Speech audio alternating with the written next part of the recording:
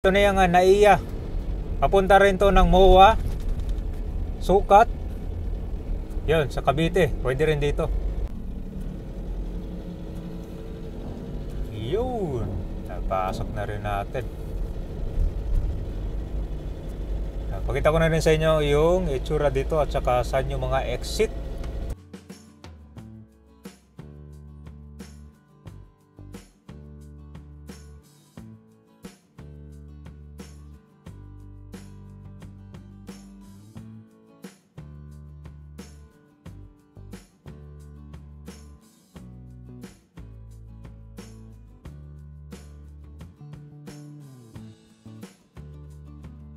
Simula dito sa may EDSA, dadaan ito ng Aurora Boulevard or itong tramo.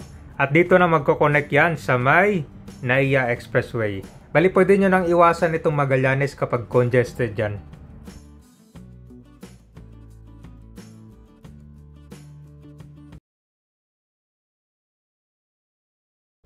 Nandito tayo ngayon sa ilalim ng Metro Manila Skyway. Itong padiretso, pwede rin yan papuntang airport. Dadaan kayo dyan sa expressway. Ito naman, dito tayo dadaan sa EDSA ngayon. Dyan sa may intersection itong Magallanes. Dahil hindi mo na kailangan dumaan dito sa Magallanes para makapunta ka ng airport. Lalo na sa Terminal 1 and 2. Approaching tayo ngayon dito sa EDSA dahil ituturo ko sa inyo itong bagong kakagawa lang na extension papuntang NAIA.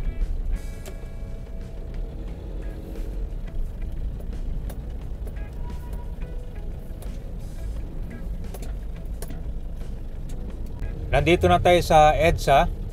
After natin kumanan doon, diretso lang kayo dito. I think mga ilang kilometers pa to. Dahil merong kakabukas lang doon na para siyang flyover na pakaliwa yun.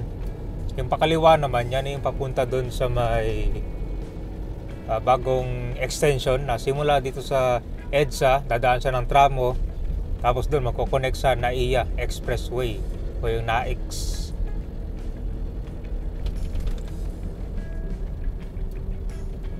So ito na nga kabayan, no? Keep left tayo dito ngayon pagka lapas natin, ha. Turo ko sa inyo. Bali, malaking tulong itong pagpapagawa nila ng extension dahil hindi na kailangang dumaan pa sa mga ibang area dito, lalo na pag traffic. Ngayon, tuturo ko sa inyo yung papunta dito sa bagong extension nitong NAIA. Ito, bago mag Sogo Hotel, ito na lang para tandaan nyo. Kakaliwa na kayo dito. May nakalagay dito na NAIA Domestic Terminal 1 and 2. Kasi pag dito ka sa bandang kanan, papuntang top, Baclaran na yan. Kaya dapat talaga alerto pagdating dito para hindi ka magkamali ng pasok. Dahil pag pumasok ka dyan sa kanan, nako, mag-u-turn ka na naman na sobrang layo at traffic. Okay, so ito na yung NAIA. Papunta rin to ng MOA, Sukat. Yun, sa Cavite. Pwede rin dito. So itong bagong extension na kakabukas lang, ito ay papunta rin Terminal 1, Terminal 2, SM MOA. Ngayon pag sa T3, T4 ka naman, dito ka sa bandang kanan. So kakaliwa na tayo ngayon dito. Ito yung flyover na matagal na ito nag-i-exist. Papasok tayo ngayon dito sa NAIA Tramo, 500 meters.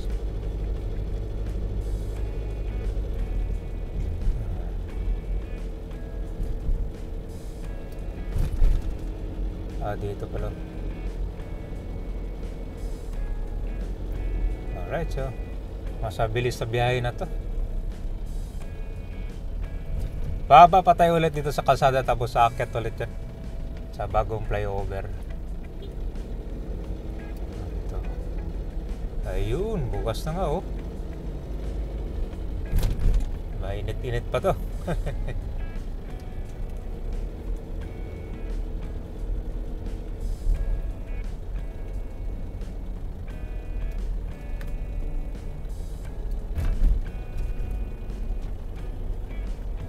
So ito na yung Aurora Boulevard.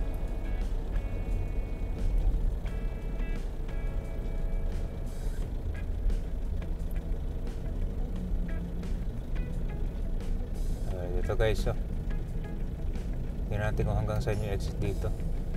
No entry para sa mga 4-wheel closed vans.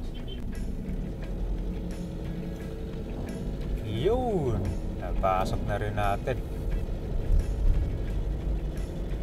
Pakita ko na rin sa inyo yung itsura dito at saka saan yung mga exit na dadaanin nyo.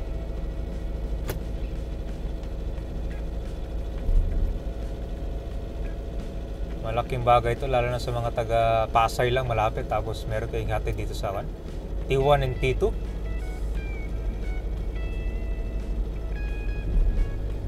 Ito pala siya ay one way lang, papasok lang para on ramp.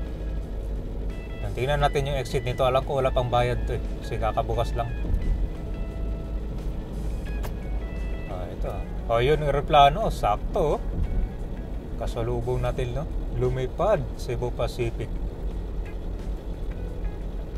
Maikli lang to pero malaking tulong din.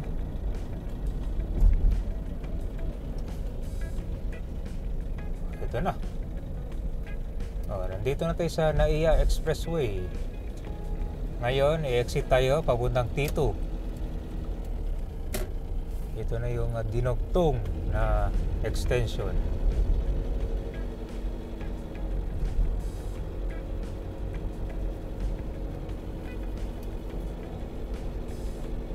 Tignan natin kung saan yung exit dito. Basa-basa tayo ng mga signages. Yung sa unahan niya na yung Asiana.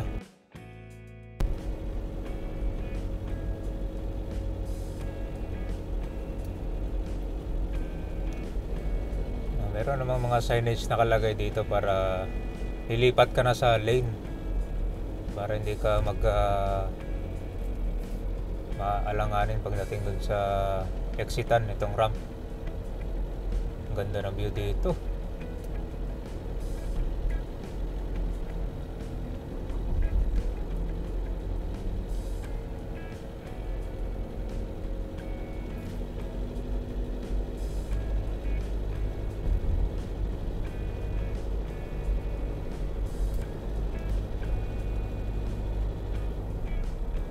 Ito. Tama na tong lane natin. Keep right papuntang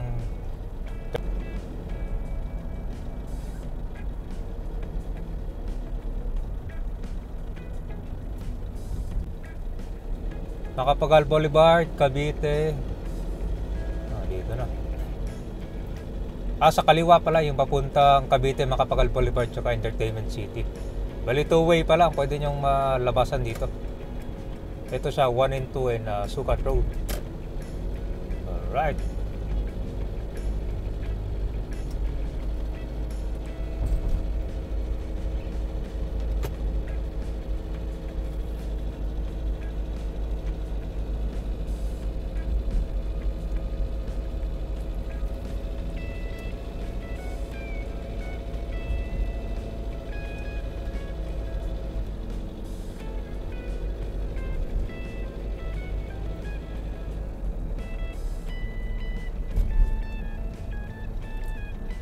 Sanga-sanga na yung mga kalsada dito, yung mga expressway.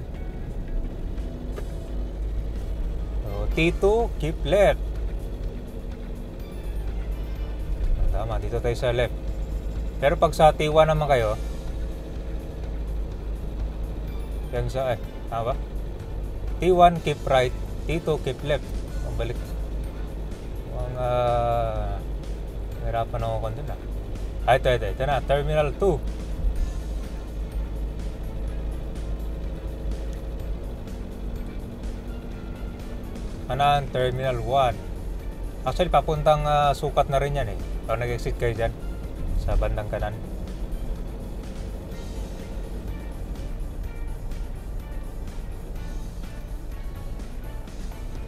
Alright, meron ng dito pala magbabayad ng toll. Tingnan natin kung magkano.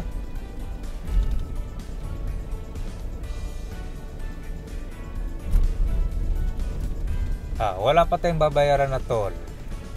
Libre pa ngayon. Parang wala silang cash dito. Tinangan natin dito.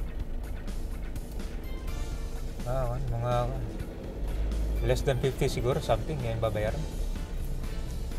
Alright, so ito na yung Terminal 2. Diba? Ang bilis. From EDSA to T2. Ang walang ka-traffic-traffic.